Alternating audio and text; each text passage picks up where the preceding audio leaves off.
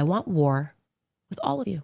All of you. So write your articles, issue your statements, say whatever it is you want to say about me. I want war with all of you. I think that what Candace Owens is doing right now is evil. It is evil what she is doing right now. So you have chosen death.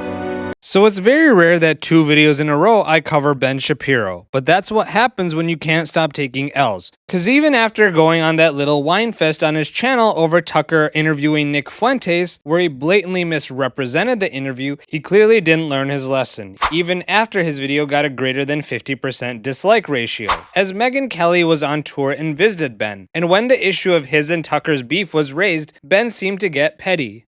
I would hate for people to believe that the Nick Fuentes sort of, my problems with Nick Fuentes are about me, because they really are not.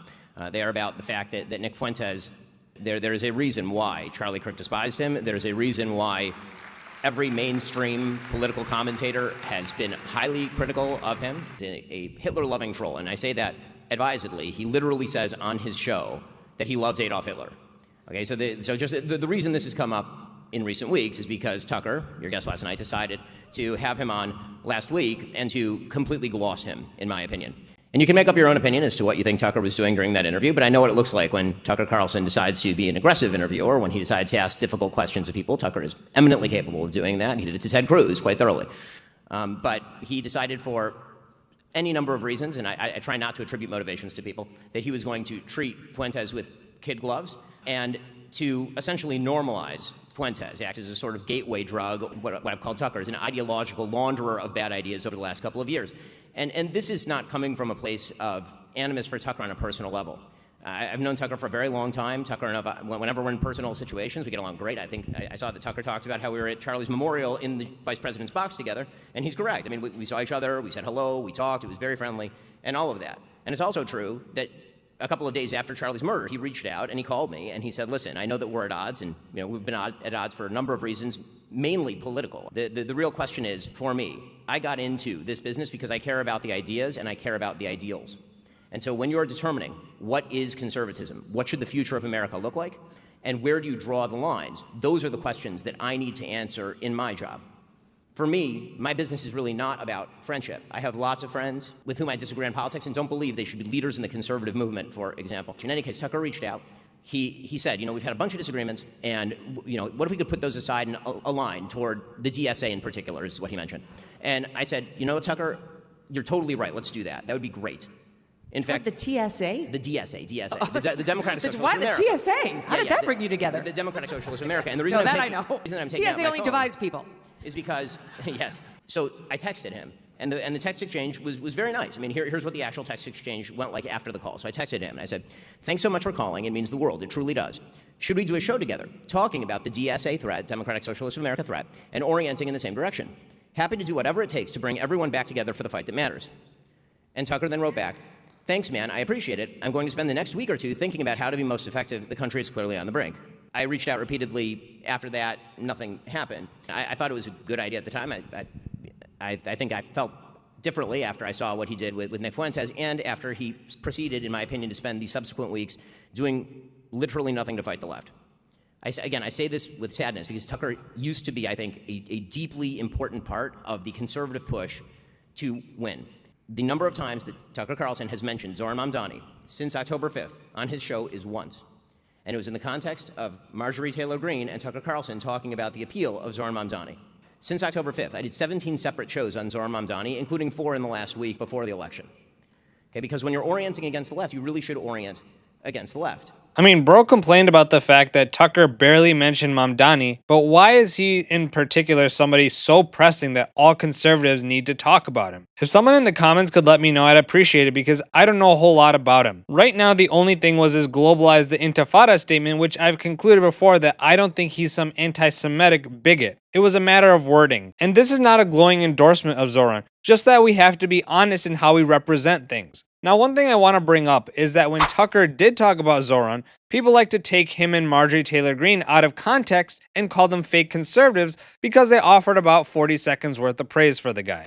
That guy was the only person in the New York City mayor's debate to say he wanted to focus on New York City. All the candidates were asked, if you could visit a foreign country, what would it be? And they all, of course, all had an answer. I think most said Israel. And he said, I wouldn't go anywhere. I'd stay in New York.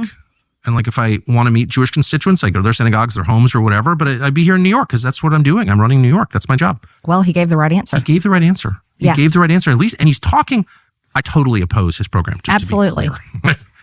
I don't think it works, but he's talking about economics. Yep. And everyone else is talking about foreign policy. Why is it hard to talk about economics, domestic economics? So they not only ignore the fact that in those 40 seconds, Tucker says he disagrees with his politics, but they ignore the full context leading up to the statements that were made. It disgusts me. Honestly, I turned a corner this past weekend where I'd had it. I have been in 4 years. My first 4 years was under the Biden administration. And so everything I blamed on Democrats. Exactly. And I was absolutely repulsed and disgusted to what happened to our country over 4 years. Just like everyone else, shocked, angry, and disgusted. Me too. And obviously that's why we won in November. Yes. Oh my goodness, it was a miracle. I mean, people poured out from all walks of life, all backgrounds, and came out and voted for Trump, voted for Republicans in the House, Republicans in the Senate. So we've been in power for 6 months. And I was so excited in the beginning, but 6 months in, there's literally nothing that we can do. And then we ended up bombing a foreign country. And that upset me so much. And I'm allowed to be upset about it. I can stand here and say... You are allowed? Well, no, I'm not sure if... not according to Mark Levin and not according to many others, that prioritize another country over our country. It's interesting. You said a second ago that when people are really frustrated, when the system they live under fails them, they listen to voices that they shouldn't. Like, how did Al Sharpton get to be the leader of Black America or whatever? I mean, it's like it's a thing. Mm-hmm. Desperate people tend to go to crappy leaders, I think. And I just can't get over what happened in our biggest city this week, the very same week that everybody in D.C. is focused thousands of miles away on the greatest threat we face, Iran's nuclear program. I don't want Iran to have the bomb, obviously. We're not pro-Iran. Yeah. Like, why do we have to say it? No, but right. We do. It's dumb. But at the same time that everybody was looking to Iran, our largest city had a Democratic primary, effectively the mayor's race. Like 32-year-old socialist who wants government-run grocery stores gets elected. He's going to likely run our biggest city. Yeah. And it's like, why did that happen? Is it because people are so like desperate for government-run grocery stores or love socialism or love like foreign-born midwits running their cities?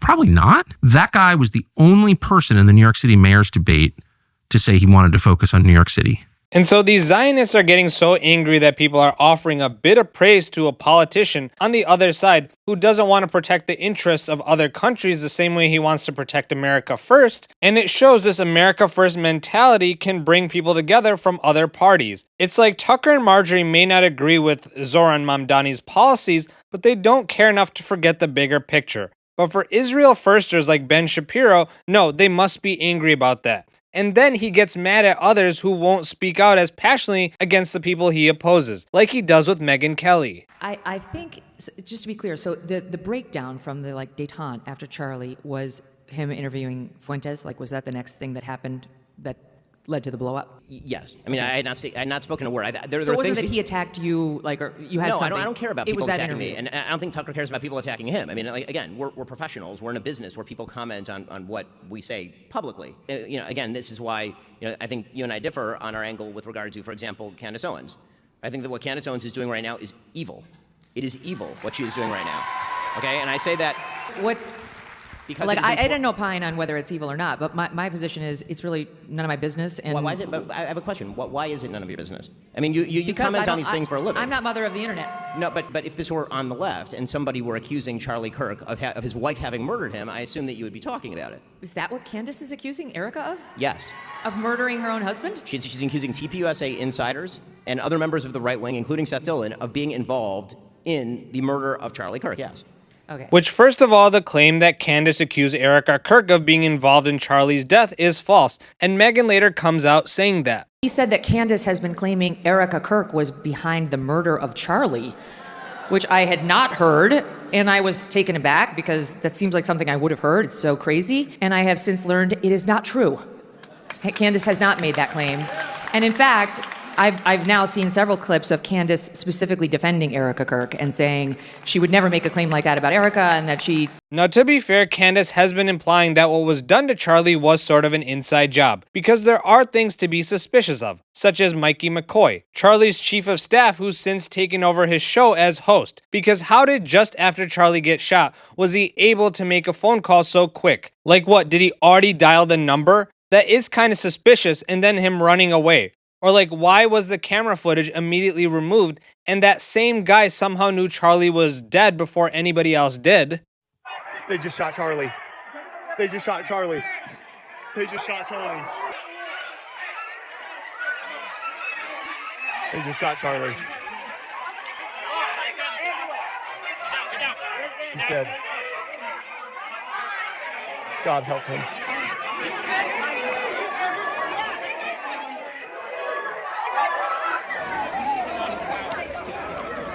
But I wouldn't call Candace looking at every angle being evil. Things just don't add up for her, and she is distraught. That's the first time it was announced, actually, that Charlie Kirk was dead. You're probably thinking out loud, what the F did I just watch? What's going on? What were Charlie's closest friends and allies and the people that were going to carry on the torch doing? Picking up phone calls they were already on, and filming themselves and prematurely announcing when not a single person could have known that Charlie Kirk is dead. Less than a minute. No instinct to run towards him. Rather, let me record me and my reaction, which doesn't actually feel to me to be too distraught, okay? This is one of those videos that made me so upset that I was like mad at other people, you know? Like I was like mad at Savannah. I saw Mikey McCoy's reaction. Now I'm looking at this guy's reaction. I'm like, Savannah, like one of the homies. I get assassinated. You film yourself. Everything Turning Point is doing is wrong. It's strange to me. I think I'm a very direct person and I say what I mean. And I do not want people to mistake what's happening right now or to wrongly assume my intentions here. So allow me to be very explicit, okay? I want war with all of you. So write your articles, issue your statements, email the White House, reach out for comment, okay? Say whatever it is you want to say about me. I want war with all of you. Because I know this isn't right. And there is no way you are going to convince me and the rest of the world that all of this is normal. We're not just going to keep on going. We're going to figure out what the hell happened on September 10th first. To me, her reaction was very human, and if anyone wants to dispute anything of what's being said, they should just do so. She made it clear that she wants war, and somebody who got war was Ben, because prior to Ben saying what he said about Candace, when he was whining over Tucker hosting Nick Fuentes and trying to sort of claim that because Nick and Charlie didn't get along, Tucker having Nick on was somehow a betrayal of his friendship, Candace alluded to some damning text messages. So first and foremost, the idea that in order for you to show that you're a good friend of somebody, you have to agree not to host people on your platform from conversations is just so anti-Charlie. It's unbelievable. It's disrespectful, really, to his legacy. And it is simply a fact, which I feel comfortable sharing now, that Charlie and Ben Shapiro did not get along because Charlie found out that Ben was operating behind the scenes to stop him and sort of hinder the growth of Turning Point USA in our early days, right? When we were kind of coming up together, me and Charlie as partners getting out there. And I have only about 80 to 150 text messages from Charlie to that effect. This is not a debate, by the way. This is a fact. So challenge me to share the messages. I will gladly. And after Ben called her out as evil, she ended up releasing those texts from 2018, saying, "You're bigger than Ben. Just treat him like noise. His respect amongst movement fighters is low." And that Ben has always been a threat because she's smarter. He views Candace as a slave. And after Candace released those, people accused her of faking them. As Frank McCormick says that he got ChatGPT to analyze the patterns, typography, typeface metrics, header layout, font, color balance. To which Candace then pulled out her phone live and showed us. You didn't have to do any of that. You could just ask me to show you the messages. I show messages on the show. Like, I'm happy to show you guys this live. So just to give you the receipts here. Wait, Skylar, can you tell me in my ear, what did the message even say? Because I can look it up. Just give me like a sentence. There we go. That'll work. We just have to treat him like noise. Okay, here we go, guys. Just to show you this, just looked up on my phone. These are not made up text messages. You probably want to see the... And you can see the lines, "You are bigger than Ben, and I know he hates it," was coming from her device.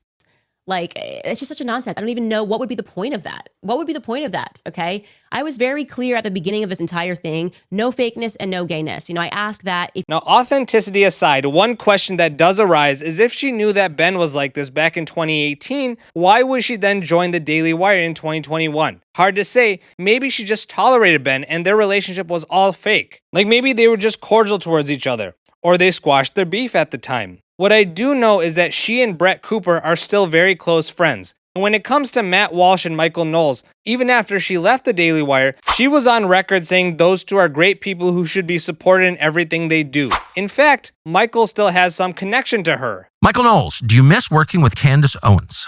Well, you know, I still see Candace all the time because, you know, I'm the godfather to Candace's daughter.